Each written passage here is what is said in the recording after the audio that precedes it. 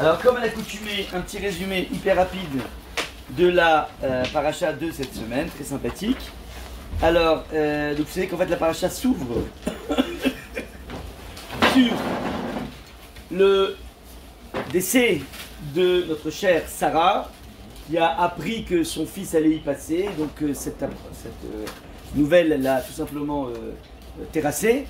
Elle va mourir et évidemment, donc Abraham va se soucier de gérer l'enterrement.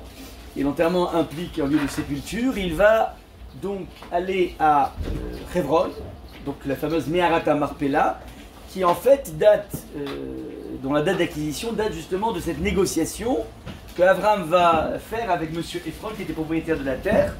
Et on en parlait, mais ce qui est assez bizarre, c'est que de façon générale, dans le monde de la négociation, il y a des feuilles ici dans la salle, donc ils doivent s'y connaître assez dans le monde de la négo. En général, donc le vendeur essaie de proposer un prix très haut, et puis l'acheteur va essayer de tirer vers le bas. Et là, ce qui est extraordinaire dans l'achat de cette tombe, c'est qu'en fait, les polarités sont inversées. Ça veut dire que le vendeur veut donner à 0, et c'est Abraham qui s'obstine à essayer de payer, mais pas qu'un euro symbolique ou un 1000 euros symbolique, mais il a payé des millions. Un terrain qui était tout simplement en plus invendable. Ouais, donc invendable, ouais, un truc vraiment pas du tout qui intéresse personne. C'est en fait que le vendeur voulait le donner gratuit parce que finalement, s'il vaut rien, alors autant la jouer bon prince et dire voilà, finalement, bon, pour moi c'est un honneur de donner à quelqu'un de notable et ça lui permet d'avoir des retours sur investissement au niveau pub. Donc en fait, c'est vachement intéressant. Donc le vendeur il est bon, par contre l'acheteur il est plutôt bidon. Donc je vous dis, il paraît que les fois je vont au sens du business, mais là, l'histoire juive, elle commence par le plus grand bid de tous les temps. Ouais, donc c'est le début de la paracha. C'est la mort de Sarah et l'enterrement jusqu'à aujourd'hui. Et vous savez qu'en fait, il y a 9 personnes qui sont enterrées là-bas. Il y a 4 couples et une demi-personne. Un Playmobil. C'est-à-dire, il y a 4 couples. C'est Adam et Chava, donc c'est pour ça qu'il était attaché à cet endroit, Abraham. Il y a Abraham et Sarah. Il y a Yitzhak et Rivka. Rivka, on ne savait pas qu'elle allait encore exister, puisque au moment où il l'enterre, il n'y a pas eu encore l'histoire d'Eliezer, donc c'était en prévision. Et Yaakov et Léa. Il savait par Ruach HaKodesh que de toute façon la femme, la première femme de Rachel, mourrait en chemin, comme on le sait, à Bethléem. Et, alors ça fait 8, 9 c'est la tête de Esav. Ouais, donc en fait c'est quoi l'idée? C'est Manitou qui dit ça, que si la tête se trouve dans Meharat Marpella, ça veut dire que le monde occidental, qui va descendre de Esav, est intéressé au niveau intellectuel par les idées juives. Ouais, ils ont une fascination de notre Torah. Mais au niveau du corps, des actes, ils ne sont pas là-dedans. Ouais, donc ils sont déconnectés, donc ils ont un intérêt évident de la pensée juive, éventuellement même du Talmud, tout ce que vous voulez, mais de là à le traduire en mitzvot, ça, salut, c'est beaucoup plus complexe. Donc ça c'est le point au niveau de l'enterrement. Et juste après, comme vous le savez, notre cher Abraham va demander Eliezer, son serviteur, d'aller décrocher la timbale pour son fils Yitzhak, comme on dit. Et Eliezer donc va aller, alors c'est intéressant, il ne cherche pas parmi les gens qu'il a convertis, Abraham, il y avait donc un fan club, mais il demande de retourner au Bercail, ouais, de là où il vient à Haran. Et donc en fait c'est intéressant, ça veut dire qu'il préfère des personnes qui sont restées idolâtres, mais dont il connaît les traits de caractère qui sont des traits de caractère positifs, comme le chesed, la bonté, tout ça, plutôt de prendre des personnes de Canaan qu'il a lui-même converties, et qui sont donc des personnes qui ne sont plus idolâtres, mais dont les traits de caractère n'étaient pas tip-top. Il a donné la préséance, ouais, aux gens bien, plutôt qu'aux gens qui pensaient bien. Pourquoi? Parce qu'en fait, quand tu as des traits de caractère mauvais, et tu as une bonne tête, ça ne donnera pas grand-chose. En tout cas, même si tu vois juste, mais tu es déconnecté au niveau de tes actions, alors c'est pas le top. Inversement, même si tu as des pensées et tu es encore englué dans des pensées autres que la Torah comme la Avodah Zara, c'est le monde de la pensée et de l'idéologie, tant qu'il y a des bonnes midotes et des bons traits de caractère, on pourra travailler sur le côté intellectuel. C'est un petit peu le choix donc, fait Abraham. Rivka vient d'un monde totalement englué dans la Avodah Zara, mais c'est pas grave. Rivka, elle a des traits de caractère fantastiques, on va pouvoir travailler avec ça. Donc là, c'est le choix de notre cher Eliezer. Et Baruch Hashem, donc toute finalement la paracha va graviter autour de ce repérage de la timbale de cette discussion avec Rivka, de l'acte magnifique que Rivka va faire d'abreuver à la fois les chameaux et à la fois Eliezer et à la fois les chameaux, et ensuite de la demande de Eliezer de rapatrier Rivka chez Yitzhak et non pas l'inverse, parce qu'il est hors de question que Yitzhak sorte de Eretz Israël. Yitzhak est né en Israël et il restera en Israël, il ne sortira pas en Eretz. Donc voilà un petit peu les points. Et le happy end, donc si le début de la paracha a commencé par la mort de Sarah, eh bien elle se finit par le mariage de Yitzhak et de Rivka qui va être annonciateur d'une certaine forme de résurrection de notre chère Sarah. Donc le maillon a été transmis, on peut donc maintenant commencer à parler d'une suite à Abraham. Voilà un petit peu donc les points essentiels de la paracha. Alors, je vais faire pas comme à l'accoutumée, je vous avais dit que je sentais venir ça, cette incartade. Lorsque je vous ai parlé la semaine dernière de l'histoire de Sodome, et je sentais qu'il y avait quelque chose qui allait naître, et donc voilà, je vais faire un petit flashback sur une paracha qui est très bizarre. Donc on a tous lu, on a tous entendu parler de cette histoire, la fameuse histoire de la transformation de Madame Lot en statue de sel, et je voudrais qu'on revisite un petit peu le texte ensemble, parce que je pense que ça en vaut vraiment le détour, donc désolé. Ouais, voilà, Chai Sarah, bon, vous aurez des choses à dire sur la Madame Lot, c'est assez important. Alors, regardez, donc, on commence par le texte et on va donner trois explications, les unes plus subtiles que les autres, les plus profondes que les autres. La première, donc, ça va être du Kedushat HaLevi, c'est un élève du Balatania. Ouais, donc on est dans le monde de la Chassidut, forcément, parce qu'en fait, ce sont les seuls qui ont vraiment exploré les profondeurs et surtout les méandres du monde existentiel. Ouais, c'est que les chassidim, je parle pas des chassidim au niveau chassidoute d'aujourd'hui, je parle des grands maîtres de la chassidoute, comme Sfat Emet, comme on va voir là maintenant en l'occurrence Kedushat HaLevi, donc tous les élèves du Baal Shem Tov sont des personnes qui ont amené une réflexion, qui ont porté des réflexions très très très profondes sur la machine humaine tellement complexe. Ouais. Et essayer de voir dans quelle mesure cette machine tellement complexe, elle peut se lier au mitzvot, elle peut se lier à Dieu, elle peut se lier à l'autre. C'est ça qui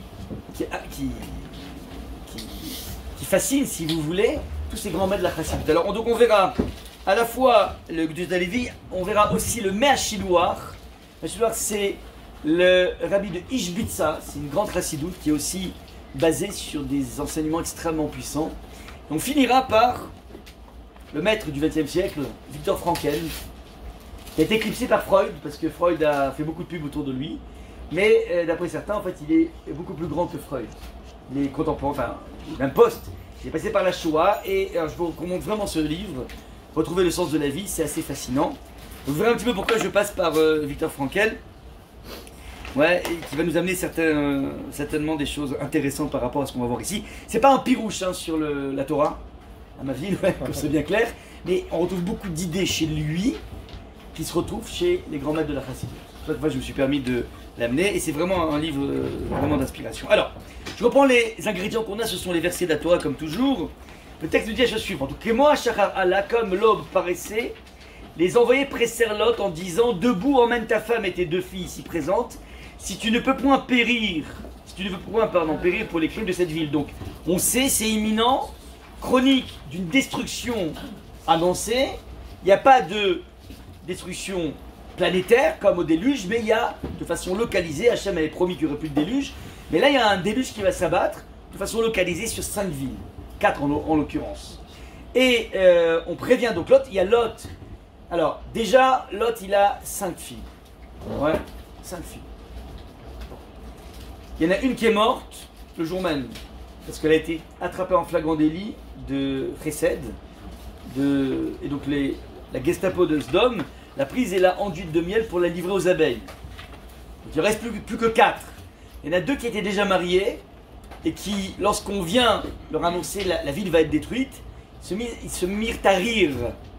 Ouais, Yitzhak, le concept du rire, c'est Abraham, c'est Sarah, mais il n'y a pas que. Il y a les gendres aussi de Lot qui se mettent à rire.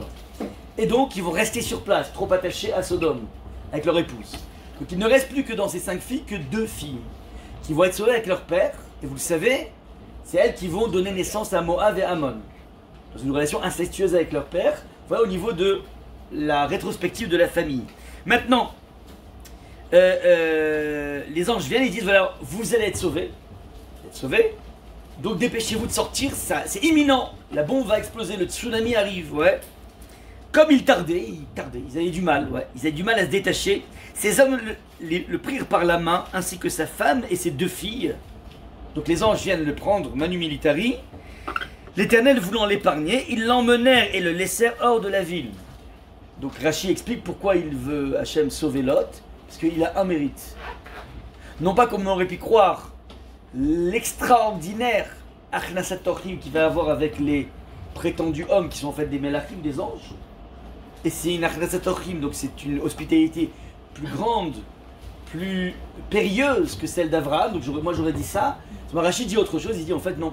Le mérite de Lot, c'est que lorsque Abraham s'était déguisé en frère de Sarah lorsqu'ils étaient en Égypte, Lot faisait partie de la troupe, et Lot aurait pu vendre le secret en disant non mais c'est du pipeau, hein.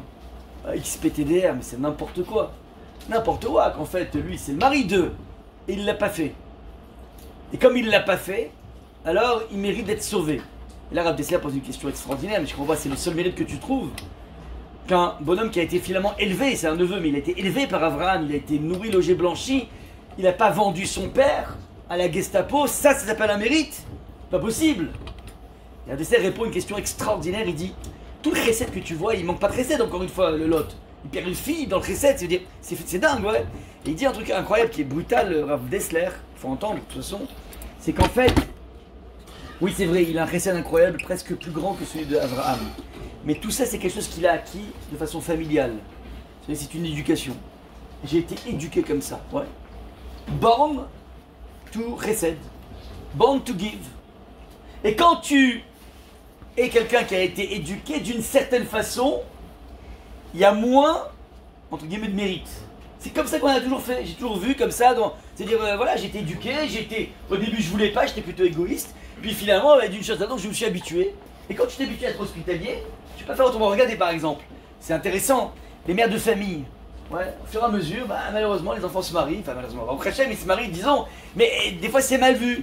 Et donc, très souvent, la mère de famille, elle se retrouve toute seule, comment dire, avec son mari pour préparer Shabbat. Ouais. Mais vous verrez, c'est extraordinaire. Elle ne changera pas les quantités. Vous avez remarqué ou pas, la DAF elle est toujours énorme, mais ils sont 2. Elle va la jeter et Motzei Shabbat. Mais c'est petit, c'est dommage. Non, c'est comme ça, ouais, c'est bon. Donc ça veut dire, ouais, je vois qu'il y a pas mal de mamans qui acquiescent. Ok, donc, même des Tunisiennes. Surtout les Tunisiennes, ouais. Ok, donc, ouais, ça c'est. Alors maintenant, donc tout ce qui est acquis, c'est pas encore du libre arbitre. Il dit par contre, là on sait, il adorait le fric. Il adorait le fric. Il avait un goût extrêmement, tellement qu'il a été capable de se séparer de Avram parce qu'il a vu qu'il y avait là-bas Beverly Hills, la Californie, Sodome c'était la Californie. Il dit bon tant pis, je quitte mon truc, mais au moins là, il y aura des pépettes à gogo, c'est la Startup Nation extraordinaire. Waouh, c'est extrêmement attirant. Donc il a un goût extrêmement prononcé. Et là, s'il avait vendu Abraham, il aurait été le seul héritier d'Abraham qui était immensément riche. Ah, tu vas me dire, mais c'est abject. C'est abject, comme on dit dans l'expression. Il faudra tuer son père et sa mère pour faire un truc pareil, ouais. Pas possible. C'est vrai, pour un homme normal, il ne faut pas comparer des millions à ses parents, ça n'existe pas, ouais. Mais quelqu'un qui adore l'argent, malheureusement, il faut être honnête, ça peut rentrer en ligne de compte. C'est atroce, hein. D'ailleurs, je ne vais pas vous choquer, hein, mais... allez-nous, hein, mais lorsque quelqu'un perd un proche dont il hérite, eh bien, pas le Shulchan Aruch, mais le Rama dit que la personne apprend cette nouvelle, donc que Dieu préserve, il a perdu son père, sa mère, mais il sait qu'il hérite. Le Shulchan Aruch dit, bon, il y a une bracha qu'on dit, c'est Baour Dayana Emet, tout le monde connaît cette bracha, ouais, mais les Ashkenazim rajoutent, le Rama rajoute, et s'il hérite, il doit juste après faire Shechianu Vekiyamnu Vegianu Lazemanazé.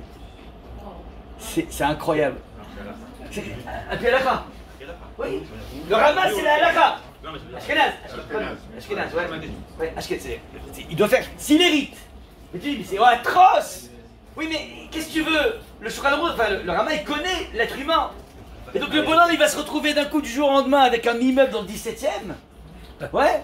Et ben malheureusement, il peut être très triste. Non mais c'est une réalité. Mais là, je suis désolé. Mais c'est une réalité. Ça veut dire que ça rentre en ligne de compte. Il y a en fait, ce sont des sentiments partagés. On peut pas les vivre en même temps, mais ça veut dire malheureusement, ça se culbute. Vous comprenez ou pas?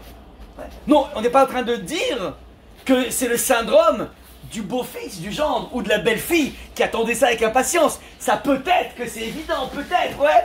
Mais je parle des propres enfants. Parce que les gendres et les trucs ne font pas de baroudé, il n'y a rien de tout ça. Mais les propres enfants doivent faire Shérianou. C'est un truc de fou. Tu fais Shérianou quand... pas toujours, hein. T'achètes des Weston, par exemple, tu fais pas Shérianou. Il faut que ce soit un costard, ouais. Ou une robe qui est vraiment... pas un truc de chez Shine, quoi. Ça, tu fais pas jamais Shérianou sur Shine, ouais. Chez Shine Khayanu, non, chez Shine Khayanu. Ouais, ça n'existe pas, ça. Ouais, comprenez? Ça veut dire, c'est les moments chez Khayanu, waouh, le kiff. Voilà, ça c'est le truc. Bon. Alors, passe. Les Weston, c'est un kiff. Ouais, mais on fait pas sur les chaussures, je sais pas pourquoi. On fait pas sur les chaussures, qu'est-ce que tu dis? Je sais pas pourquoi, je sais pas pourquoi. Comment? Non, il faut une vraie tenue, pas. Comme ça. Il y a plusieurs dérotes, ouais. Bon. Ok, on n'est pas là pour faire un défilé de mode là, désolé. Ok les amis, regardez, j'ai plein de choses à vous dire, regardez. Donc maintenant, Lot il a un mérite, ouais. C'est qu'en fait à ce moment-là, il aurait pu craquer, il n'a pas craqué, et donc la Torah dit, tu sais quoi, t'es sauvé pour ça. C'est la première fois où il existe. Lot, c'est la première fois de sa vie où il existe. Et Rabotai, c'est incroyable. Et ça veut dire Rav Dessler, qu'on peut vivre 80 ans dans sa vie sans avoir commencé à exister, à n'être que le pur produit d'une éducation. Pas plus que ça. Ouais, c'est affolant, bref. Donc c'est toujours Rav Dessler, il est toujours, quand on regarde bien dans le texte, il a quoi? Bah maintenant, c'est pas ça que je voulais vous dire, je voulais vous dire autre chose maintenant. Lorsqu'ils les eurent conduits dehors, donc ils ont réussi à les faire sortir de Sodome. Donc Monsieur Lot, Madame Lot, on verra qu'elle s'appelle Irit, ou Idith, ou Mélar, 3 prénoms possibles. Voilà, donc peut-être Edith, Iris, et je sais pas, en français, je sais pas comment on donne. L'un d'eux lui dit, songe à sauver ta vie, ne regarde pas en arrière, et ne t'arrête pas dans toute cette région, fuis vers la montagne de crainte de périr. Donc les anges stipulent auprès des 4 survivants, enfin futurs survivants, foncez vers la montagne, donc cassez-vous d'ici, et surtout ne regardez pas en arrière. Bon, c'est la mitzvah qui leur demande. L'Éternel fit pleuvoir sur Sodome et Gomorrhe du soufre et du feu, l'Éternel lui-même, du haut des cieux. Il détruisit ces villes, toute la plaine, tous les habitants de ces villes et la végétation du sol. Donc là, on a un Hiroshima qui se met en place de façon locale. La femme de Lot, ta bête Meachorav, elle a regardé en arrière, devint, elle devint une statue de sel, ok? Statue de sel, ça c'est ce qui est marqué ici dans le texte de la Torah. Et évidemment, on est en train de se poser la question, plusieurs points fondamentaux. Ouais. On va poser des questions, mais avant de ça, cette histoire a l'air complètement abracadabra. D'ailleurs, les guides touristiques s'amusent, enfin, c'est intéressant, il y a toujours là-bas, quand vous allez à Ndedi, sur le chemin, je crois qu'il y a un gros monticule de sel. Elle devait être vraiment grande, si vraiment c'est ce monticule. Ouais, bon, mais je sais pas si c'est vrai ou pas. Mais en tout cas, cette histoire est prise très au sérieux par la littérature talmudique et le Shulchan Aruch lui-même. Puisque je vous ai marqué ici dans le texte, regardez bien. Ouais. Aroé, c'est le Shulchan Aruch, article 218. Aroé ishto shel Lot bevarer shtaim, celui qui voit la femme de Lot. Le Shulchan Aruch, il écrit ça au XVIe siècle, ouais. Mais il s'appuie sur une Gemara de Brachot qui a été écrite au 4e siècle après Jésus. Donc, donc lui, le Shulchan Aruch s'inspire de ça. Donc le Shulchan Aruch te dit, ben, c'est marqué dans la Gemara, donc je te dis c'est la halakha. Si tu vois la femme de Lot, donc peut-être que ce cas-là, mais je suis pas sûr que ce soit ce monticule de sel, alors tu dois faire 2 brachot. Baruch ata Hashem Elokeinu melech haolam dayana emet, juge de vérité. Valot omer Baruch ata Hashem Elokeinu melech haolam zocher tzadikim, celui qui se rappelle des tzadikim. Donc il y a le Shulchan Aruch, te dit tu dois faire une bracha devant la femme de Lot. Donc s'il y a un vestige de Madame Lot, c'est pas une histoire abracadabra, un midrash farfelu, non, c'est un vestige. Et donc ça c'est le premier point. Deuxième point, le Rama de Panos, c'est un très grand kabbaliste, grand décisionnaire aussi. Il dit qu'en fait, Madame Lot va avoir une rédemption par rapport à sa faute dans toute la pratique des korbanot, donc des sacrifices. Et nous dit le texte, Vechol korban minchatecha, donc tout ce que tu présenteras comme oblation, une mincha, c'est un sacrifice, enfin c'est une offrande, en l'occurrence de l'après-midi, ou n'importe quelle offrande, tu le garniras de sel. C'est-à-dire que le sel qui accompagne tous les korbanot, tous les sacrifices, eh bien en fait c'est une rédemption de cette femme qui a été transformée en statue de sel. Et tu n'omettras point ce sel, signe d'alliance avec ton Dieu, à côté de ton oblation, à toutes tes offrandes, tu joindras du sel. Donc en fait, le sel on retrouve en permanence, et pas que. On le retrouve donc du coup aussi sur nos tables, parce que nos tables sont considérées comme un autel. C'est pour ça qu'en fait on trempe le pain dans le sel. C'est à cause de ça. On considère finalement que c'est comme une offrande à Kadosh Baruch Hu, tout le repas qu'on a. Si tu veux comprendre pourquoi tu trempes le sel, le pain, bah tu as la réponse ici. Et bien quand tu fais ça, tu es en train quelque part d'assurer une rédemption, à Madame Lot. C'est le... On appelle ça elle n'a pas, si vous voulez, elle n'a pas de Gilgoul. Elle ne revient pas en métempsychose. Son tikkun, sa réparation, c'est le sel. Voilà un petit peu. Donc je suis en train de dire ici que cette histoire, qui aurait pu être une historiette de la Torah, n'est pas du tout une histoire de la Torah. Il y a un vestige dans le Shulchan Aroukh, et puis on a une pratique quotidienne du sel par rapport au pain, qui nous ramène à cette femme de Lot. Donc en fait, je suis en train de vous dire que c'est un personnage très central. Il n'y a pas que Sarah, Rivka, Rachel et Léa. Cette femme de Lot va jouer un rôle, Madame Lot va jouer un rôle important dans notre existence. Quelque part, c'est un mérite. Donc ça veut dire qu'elle va rattraper quelque chose, on va essayer d'expliquer. Ok, maintenant, ça dit de réparation, puisqu'un mérite c'est une réparation. Il y a une erreur de sa part, il y a une réparation. Maintenant, regardez. Pour essayer de comprendre c'est quoi la civilisation de Sodome, on ne peut rien faire. On va passer à côté de ces versets dans Yéréchiel qui en 2 versets résument ce qui se passe chez Sodome.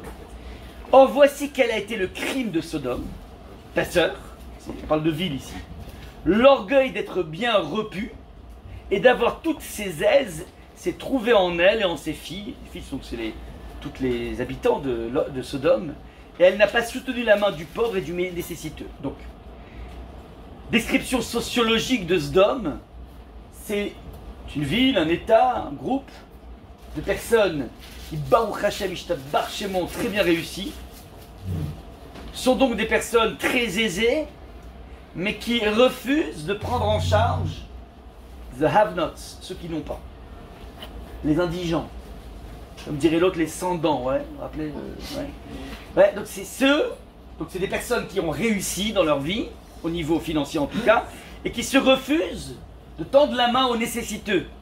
Tellement c'était sordide là-bas, quand un nécessiteux arrivait demander une pièce, on lui donnait des pièces, mais tous les magasins étaient fermés. Donc au bout de 48 heures, il mourait, parce que tu as l'argent de la tzedaka, et tu vas le convertir en denrée. Donc il mourait, une fois qu'il mourait, il reprenait les pièces, et c'était pour le prochain pauvre. Donc, rapidement, les gens ont compris que, voilà, c'est pas la niche, quoi. Ouais, c'est pas la niche à Sodome, c'est pas du tout une niche. Espérance de vie. Comment? Ouais. Espérance de vie. Espérance de vie, enfin pour un pauvre, c'est très compliqué. Pour un riche, c'est super, ouais, il y a tout ce qu'il faut. Bon. Ce concept existe aux États-Unis, on appelle ça des community gates. C'est vrai, c'est dans des endroits qui sont protégés, c'est que des milliardaires. Et en fait, tu peux pas, un lambda peut pas pénétrer. On veut se protéger de la racaille. On veut pas des gens, on veut pas des pauvres, on veut pas des gens moyens, on veut pas des petits bourgeois. On est une caste. On va expliquer un petit peu le mécanisme. Qu'est-ce qui se traduit? Alors, ça va aller très loin parce que on va bloquer, on va s'arranger pour que les pauvres meurent. Ouais. Et puis, voilà, l'hospitalité est interdite. Et c'est une loi sociale. Mais qui provient à la base de personnes qui sont des gens fortunés, qui sont repus. C'est quoi être repu? Ça veut dire vraiment, Baruch Hashem, après une daf, on est repu, après une kéla, on est repu. Ouais, ça veut dire, waouh, tu peux. Ouais, j'ai tout, quoi. Ouais, je suis rempli, ouais. Donc, elles ont été hautaines, elles ont commis des abominations devant moi, et je les ai supprimées quand j'ai vu cela. Ouais, donc en fait, le premier état, c'est je ne m'ouvre pas vers le pauvre. Deuxième état, il y a des abominations au niveau dépravation. Et donc tout ce qu'on sait au niveau homosexualité de Sodome n'est qu'une conséquence. C'est pas ça la raison. Okay, c'est un épiphénomène. Hachem va détruire pour les problèmes de non-lien avec l'autre. Et qui peut, si j'arrive pas, alors c'est peut-être lié, si j'arrive pas à aborder l'autre dans sa différence, du coup peut-être que les personnes se réfugient dans l'homosexualité, parce que finalement le mariage, c'est appréhender un autrui qui est tellement différent de moi. Vous comprenez, tout est lié. C'est évident qu'il y a mais il y a deux versets, donc deux versets qui viennent te décrire deux données sociologiques. Ça c'est le verset dans Yéhézkiel. Maintenant, on a aussi une Mishnah, et qu'il faut relire avec l'éclairage du Rabbi, qui est très intéressant, vous savez pourquoi, qui vient finalement nous donner une catégorie à 4 types d'individus dans le monde. 4 types.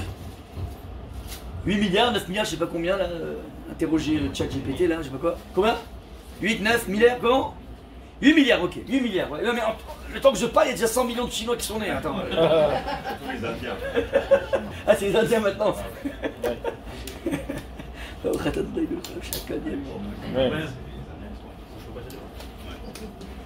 Ok, 8 milliards d'individus, mais c'est très simple, tu divises en 4. 4 personnes, voilà, mais pas égaux, pas forcément égaux. Il dit comme ça, Arba midot ba'adam, il y a 4 états d'esprit chez un individu. Alors, Omer sheli sheli veshelcha shelcha shelach. Donc celui qui dit ce qui est à moi est à moi et ce qui est à toi est à toi. Voilà, donc chacun sa mère comme on dit en français. Zo mida benonit, c'est les gens moyens. On va voir tout de suite Veyesh shomrim zo mida zdom. Ça c'est un comportement sdomique. On va expliquer pourquoi. Maintenant deuxième cas de figure, sheli shelcha. Ce qui est à toi, ce qui est à moi est à toi. Veshelcha sheli, ce qui est à toi est à moi. C'est les socialos, ouais. Amaretz, alors il appelle ça les abrutis. Ouais.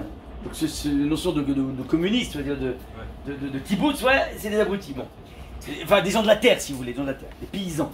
Sheli shelcha, ce qui est à moi est à toi, et ce qui est à toi est à toi.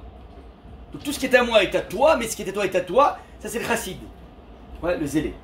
Et enfin, sheli sheli, ce qui est à moi est à moi, veshelcha sheli, et ce qui est à toi est à moi. C'est-à-dire, donne-moi ce iPhone tout de suite, là, donne-moi, ouais. Alors, ça, c'est Zouracha. C'est un vilain. Ok. Donc, on a 4 individus. T'as le moyen ou le sdomique. T'as ensuite l'amaretz. T'as ensuite le chassid. Et t'as enfin le rachat. Le rabbi pose une question géniale. Il dit, je comprends pas, c'est quoi ce qui est à moi est à moi, et ce qui est à toi est à moi.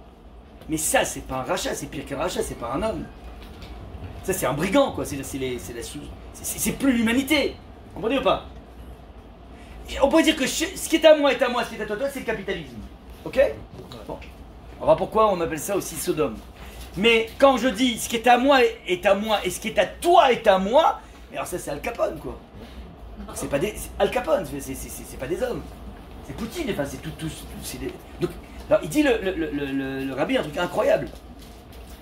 Il dit, et c'est un peu dur à entendre, mais on va le dire quand même, le texte ne dit pas celui qui dit que ce qui est à moi est à moi, enfin, celui qui fait ce qui est à moi et ce qui est à toi est à moi, donc je viens de prendre ce que tu as. Non. C'est celui qui dit, à Omer, celui qui dit ce qui est à moi est à moi, ce qui est à toi est à moi. C'est-à-dire, une fois que je t'ai donné, tu es venu me solliciter, eh ben, je te l'ai donné, je te le laisse, mais rappelle-toi que c'est moi qui t'ai sorti d'affaire. Et il dit que, comme ça que celui qui croit que lorsque tu donnes à l'autre, eh bien en fait, tu t'es départi de quelque chose, ça, c'est une pensée qui est totalement fausse. Et c'est un rachat. Parce qu'en fait, Akadosh Baruch Hu donne aux individus un stock de plein de choses, d'argent, de relations, de carnet d'adresse, d'optimisme, de pêche. Eh bien, dans ce que Hachem te donne, il y a une partie qui ne t'a jamais appartenu. Laquelle? Celle que tu vas donner. Vous comprenez pas? Donc on ne regarde pas nos biens comme étant mes biens, et là maintenant je te passe, et je m'arrache, je m'ampute de quelque chose. Non, non. Ce que je te donne, t'as toujours appartenu. C'est une philosophie de vie. Et donc il dit qu'en fait, celui qui croit que ce qu'il a donné, c'est à lui, c'est-à-dire, il n'a pas dû reprendre, mais c'est à lui, quelque part il n'a pas compris encore le principe des échanges. Ça c'est une lecture très jolie du Rabbi, pour répondre pourquoi on appelle ça un rachat. En tout cas, rachat, c'est pas le dictateur, c'est quelqu'un qui est un vilain. C'est vilain d'avoir cette mentalité. Ouais. C'est que je te donne quelque chose et j'ai l'impression qu'il est encore chez moi. Ouais, en tout cas, il porte encore le sceau de ma propriété. Pas bien, non, tu donnes, point barre. Et tu sais quoi, il n'a jamais été dans ta propriété. Vous comprenez, c'est vraiment une mentalité assez belle. Maintenant, pourquoi on appelle ça Yeshomrim Midat Zdom. Si je dis ce qui est à moi est à moi, donc le côté capitaliste c'est ce qui est à toi est à toi. Pourquoi on appelle ça? Vous savez pourquoi? Disent le Rabbeinu Ovadia de Barthénora, il va dire que je peux entendre quelqu'un dit voilà ce qui est à moi est à moi, ce qui est à toi est à toi. C'est-à-dire chacun définit sa propriété, comme dirait dans le discours sur l'inégalité de Rousseau, ouais, du moment où la personne va mettre un enclos, ben, il a défini propriété, jusque là c'est bon. Ça veut dire qu'en fait, que je ne veux pas que tu touches à ce qui est à moi et je ne toucherai pas à ce qui est à toi. Okay. Maintenant, il arrive des moments où toucher à ce qui est à moi ne me coûte rien. J'ai rien à perdre. Donc lorsque je me suis entraîné dans la vie à dire ce qui est à moi est à moi, ce qui est à toi est à toi, parce que je ne veux pas perdre quelque chose de chez moi, eh bien, il y a un risque que même lorsque j'ai rien à perdre, je continue cette mentalité qui s'appelle ce qui est à moi est à moi, ce qui est à toi est à toi. Vous comprenez ou pas? Même quand j'ai rien à perdre. Donc ça risque de me bloquer dans le don à l'autre, même lorsque je ne perds rien par rapport à ça. Et c'est pour ça qu'on appelle, certains disent, Veyeshomrim Zomidat Zdom. Zdom, c'est quoi? C'est créer une frontière opaque entre les personnes. Et tellement opaque que du coup, on va bloquer au maximum tous les échanges. C'est un petit peu, si vous voulez, la société individuelle dans laquelle nous nous trouvons aujourd'hui. Et malheureusement, dans toutes les couches de la société. Ça, c'est le modèle zdomique. Maintenant, je voudrais donner une première explication pour essayer de rendre compte pourquoi. Alors, j'ai trois questions essentielles à poser dans ce passage. Pourquoi les anges interdisent à monsieur et madame Lot de regarder en arrière? Pourquoi, deuxième question, elle craque? Quoi, c'est tellement... T'arrives pas à te retenir de regarder, quoi. C'était une boîte de Daniel ou quoi, l'idée? C'est quoi? Je comprends pas. Qu'est-ce qu'il y avait là-bas? Ouais. Et ensuite, c'est quoi la symbolique de être transformé en statue de sel? À quoi joue le texte de la Torah? Alors, premier des points, Rabotai, on va s'inspirer du Mea Shiloach, ce Rav de Ishbitsa, qui dit un truc absolument magnifique, qui dit, indépendamment de l'esprit de radinerie dont on peut être doté, l'idée de ne pas vouloir secourir la personne qui est en face de moi, c'est plus profond qu'un juste un problème de radinerie. Ça provient du fait que lorsque quelqu'un en face de moi exprime son besoin, c'est qu'il me montre que c'est un être manquant. Or, j'ai construit toute ma vie sur l'idée de l'autosuffisance. J'ai construit ma richesse, j'ai construit tout ce que j'ai pu acquérir dans ma vie pour me sentir indépendant et autosuffisant. Je n'ai besoin de personne. J'ai construit cette fortune, on parle de gens repus, j'ai construit tout ce que j'ai construit pour éviter de rentrer dans cette notion de dépendance. Je ne supporte pas être dépendant d'autrui. Suivez-moi bien. Mais lorsque je suis en face de quelqu'un qui exprime sa dépendance, ça me renvoie à cette idée de dépendance que je fuis. Et quel est le problème de mon autosuffisance? C'est qu'en fait, en ayant construit cette autosuffisance, j'arrive non seulement à être à l'abri, entre guillemets, des besoins financiers, parce que Baruch Hashem, j'ai des stocks d'argent partout, et j'ai des propriétés partout, mais pas que. Pas que. Ouais, je connais les meilleurs pontes dans le monde des avocats, dans le monde... Donc en fait, quoi qu'il arrive, je suis tranquille.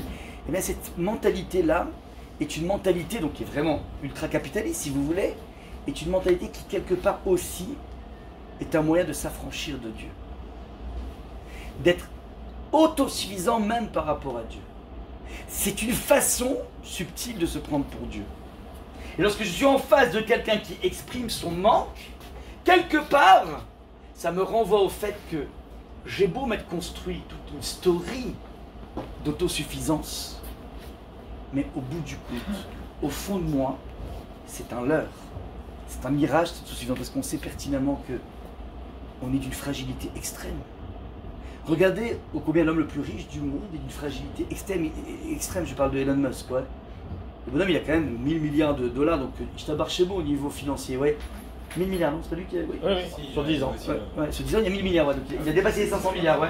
Bon, on compte plus quand on aime à ce niveau-là, on compte plus, ouais. Mais regardez, c'est intéressant. Mais ils ont commencé à gratter un petit peu. Je crois qu'ils se dopent beaucoup, quoi. Ouais, je crois qu'il y a des... Au niveau médical, c'est pas tout. C'est-à-dire, t'as beau être l'homme le plus puissant, le plus génial du monde et tout ça, tu vois à quel point tous les êtres humains sont d'une fragilité colossale. Il n'y a pas, si vous voulez, d'aucune façon de ce qu'on pourrait appeler une rente de situation. Tu ne peux pas parler. Et donc, en fait, pourquoi? Parce qu'officiellement, Akadosh Baruch Hu nous a créé dans ce devoir de reconnaissance que tout vient de lui. Et ça, en fait, c'est quelque chose de essentiel dans la construction d'un individu, de savoir que même si j'ai une certaine réussite, il n'y a rien qui est personnel, tout vient d'Akadosh Baruch Hu.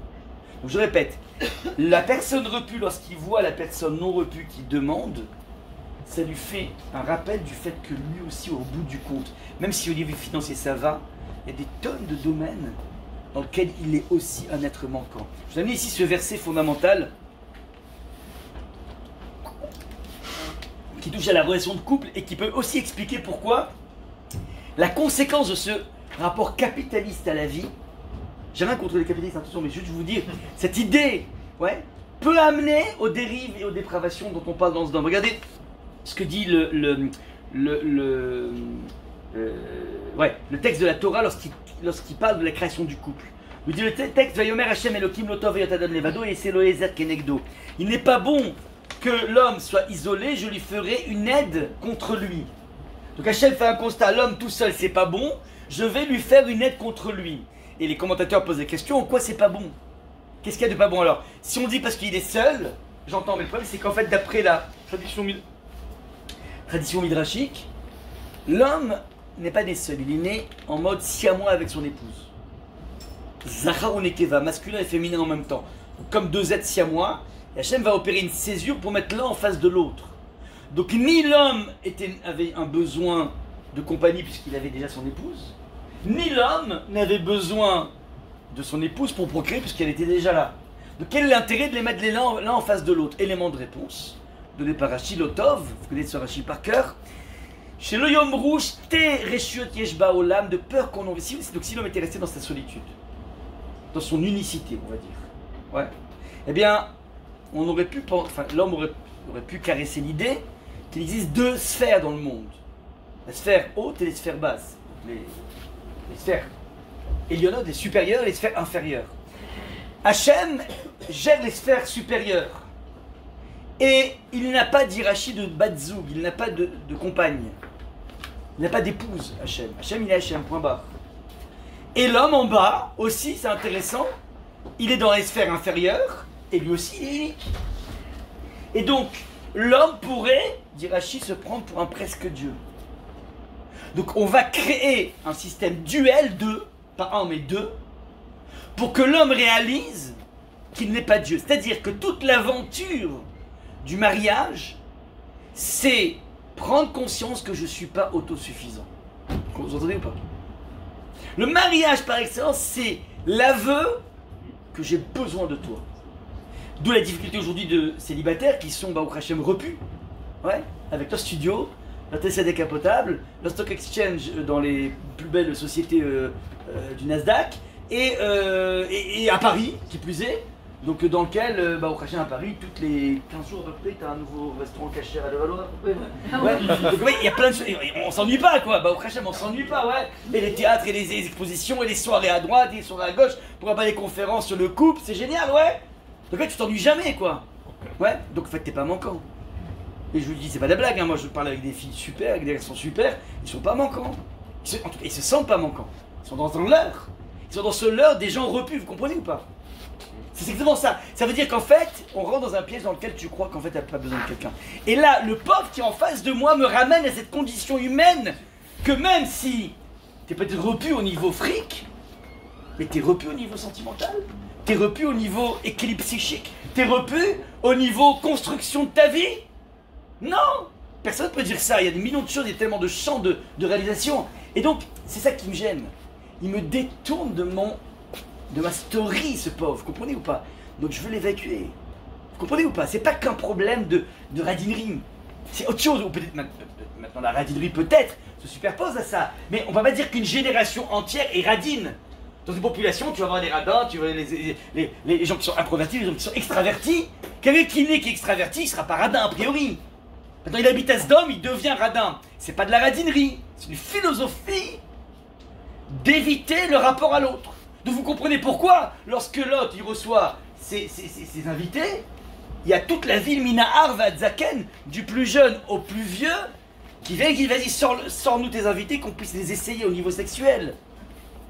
Tu vois pas des homos, ok, mais c'est une bande de fêtards peut-être qui viennent. Non, non, non. Minahar Vadzaken, donc des gamins jusqu'aux vieux. Vous n'avez pas passé l'âge, les amis, ou calmez-vous là, c'est quoi ce délire? Non, parce que c'est une vraie philosophie, vous comprenez ou pas?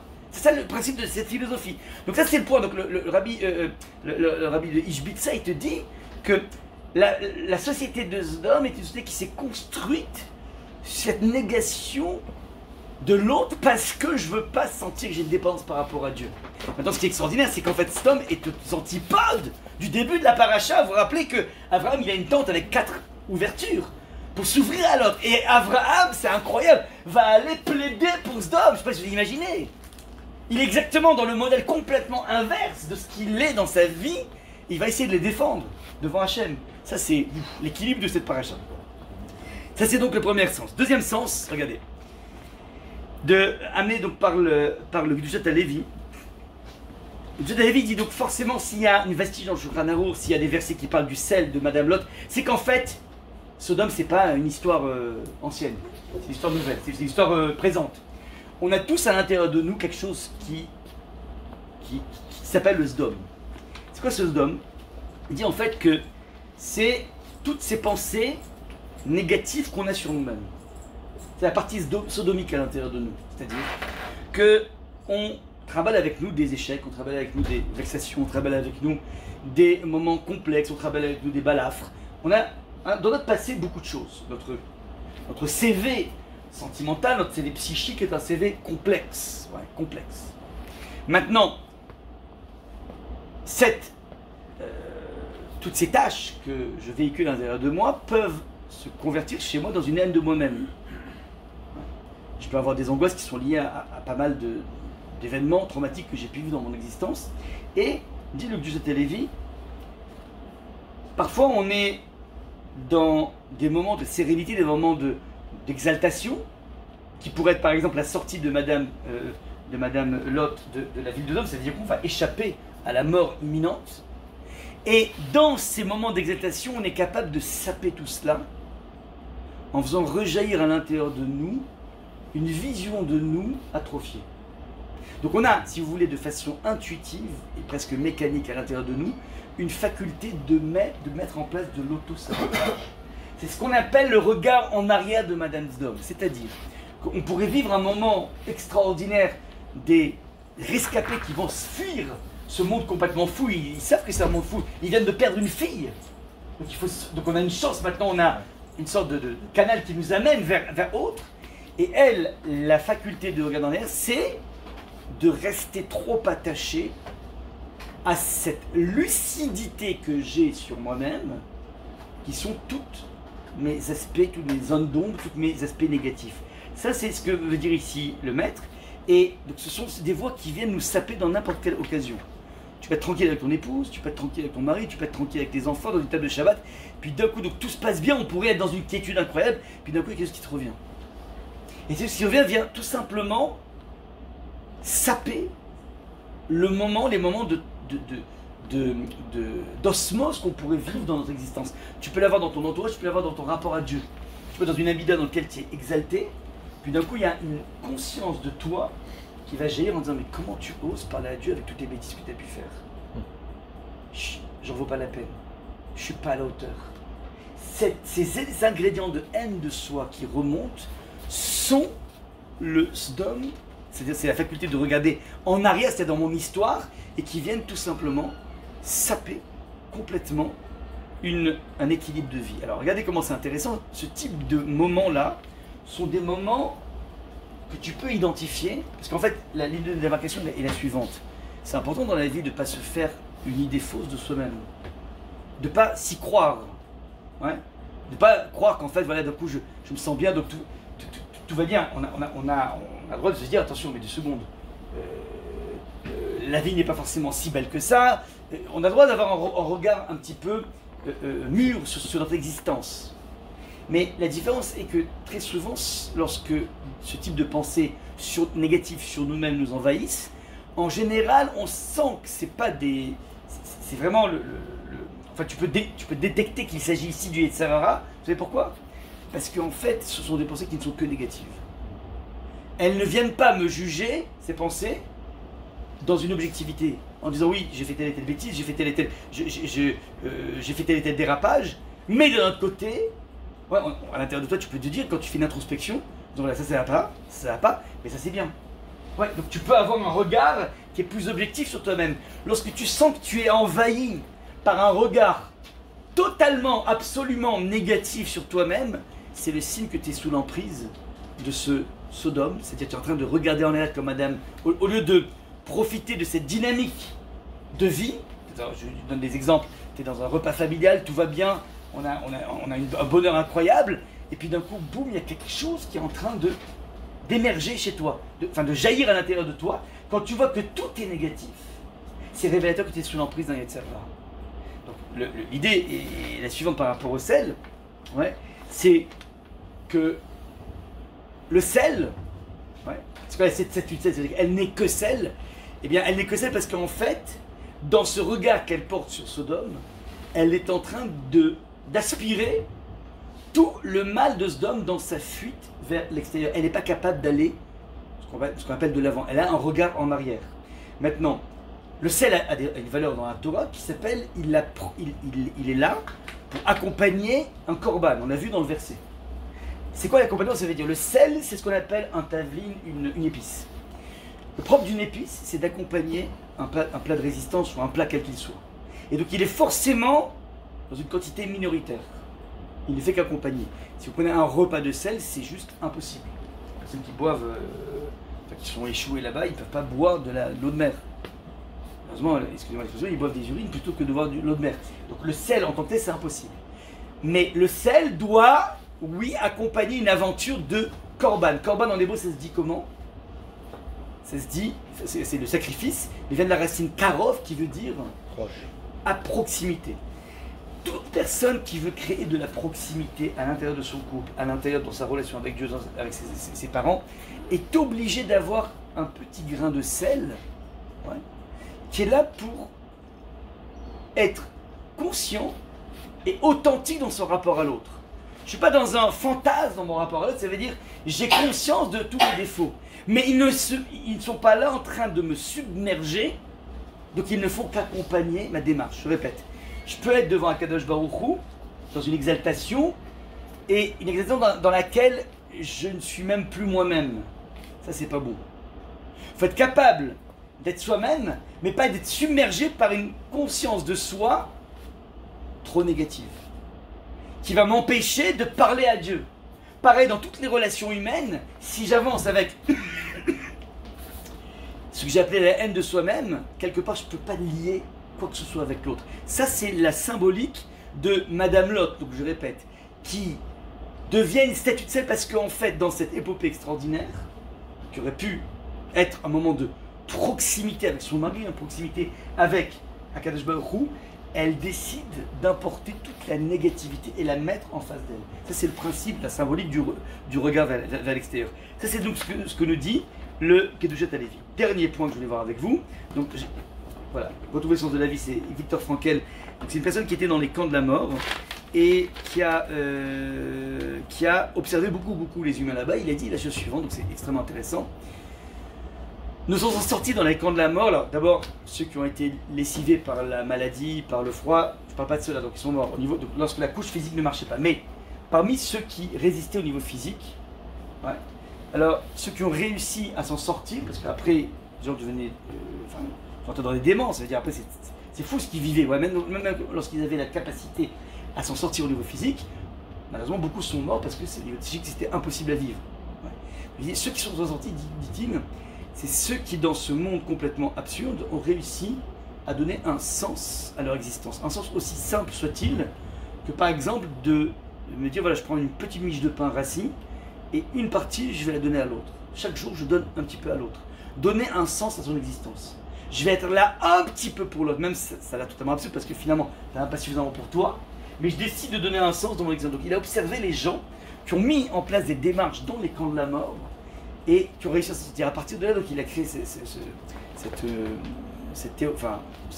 thérapie qui s'appelle la logothérapie, c'est la thérapie par le sens, c'est-à-dire, alors, je vous donne un petit peu sa thèse qui est très intéressante, qui s'appelle donc le regard nostalgique versus la dynamique de vie. Il dit comme ça que l'homme souffre aujourd'hui moins d'un complexe d'infériorité que d'un complexe d'inutilité.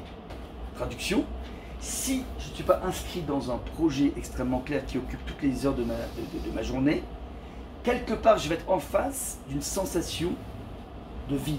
Il appelle ça la vacuité existentielle. Et il dit comme ça que c'est propre à notre XXe siècle, les personnes ont perdu les repères traditionnels de la religion, la famille, la culture. On a rendu des êtres libres, mais qui n'ont pas de direction. Un petit peu comme on avait parlé une fois sur Agar, qui sait d'où elle vient, mais elle ne sait pas vers où elle va. Elle n'a pas un projet clair pour pouvoir utiliser cette liberté.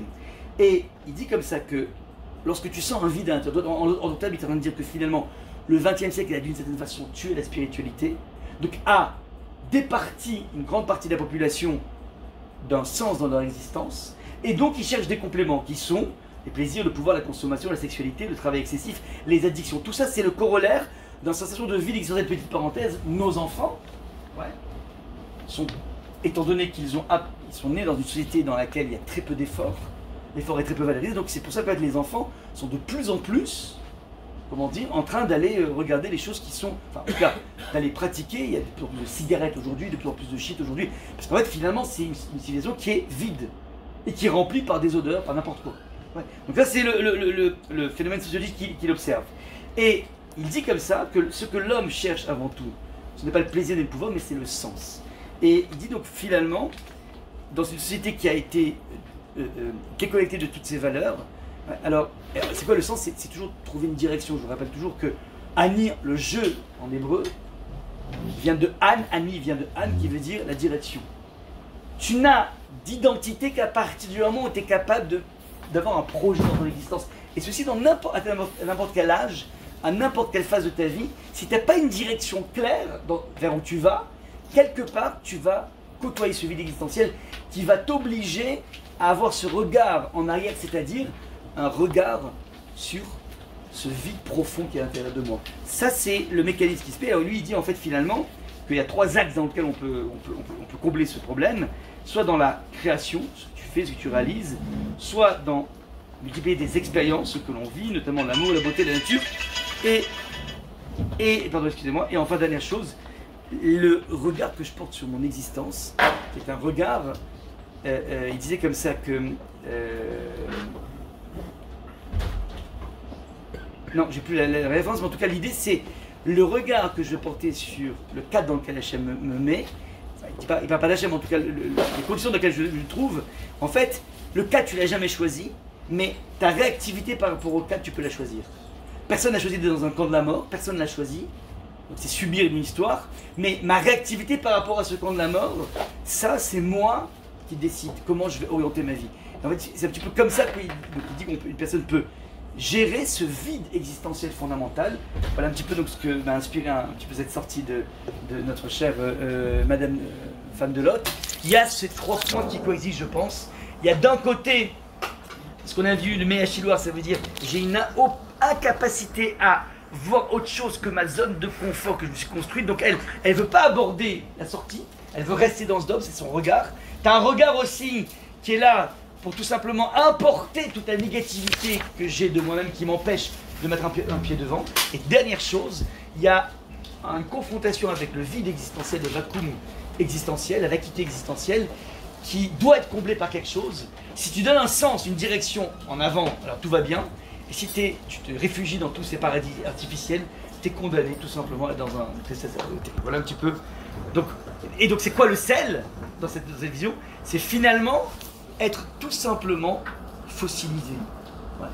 Personne qui ne va pas de l'avant, il est forcément fossilisé. Tu ne peux pas ne pas avancer dans la vie. Voilà. Je m'arrête là les amis.